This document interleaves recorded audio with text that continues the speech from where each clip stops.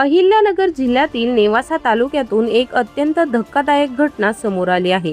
किरकोळ वादातून थेट जीवघेणा हल्ला करण्यात आल्याची गंभीर बाब उघड झाली आहे। मिळालेल्या माहितीनुसार आंबेडकर नगर मक्तापूर रोड मुकिंदपूर येथे राहणारे आकाश साळवे आणि त्याच्या कुटुंबियांमध्ये शेजाऱ्यांसोबत पूर्वीपासून किरकोळ वाद सुरू होता। 1 मे रोजी सकाळी महिलांमध्ये झालेल्या शाब्दिक वादानंतर दुपारीही पुन्हा वाद निर्माण झाला। संध्याकाळी हा वाद मिटवण्याचा प्रयत्न करण्यात आला होता, मात्र रात्री सुमारे 9:15 ते 9:45 वाजण्याच्या सुमारास हा वाद अचानक हिंसक वळणाला गेला।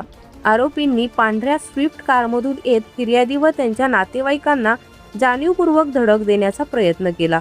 यानंतर आरोपींनी गाडीतून उतरून कोयता, लाकडी दांडे, दगड, मिरची पावडरचा वापर करत निर्घृण मारहाण सुरू केली।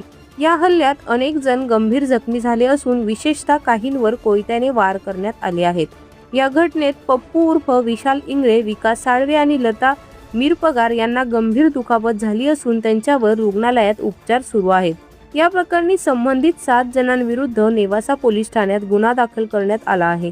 सर्व आरोपींनी संगनमत करून जीवे मारण्याच्या उद्देशाने हल्ला केल्याचा आरोप करण्यात आला आहे। किरकोळ वादातून एवढ्या मोठ्या हिंसाचाराचं रूपांतर होणं ही अत्यंत चिंताजनक बाब आहे। या प्रकरणात पुढील तपास पोलीस करत असून आरोपींवर कडक कारवाई होणार का याकडे सर्वांचे लक्ष लागले आहे। तर या होत्या आजच्या महत्त्वाच्या ठळक बातम्या। अधिक अपडेटसाठी पाहत रहा आम्ही नेवास्कर न्यूज। धन्यवाद।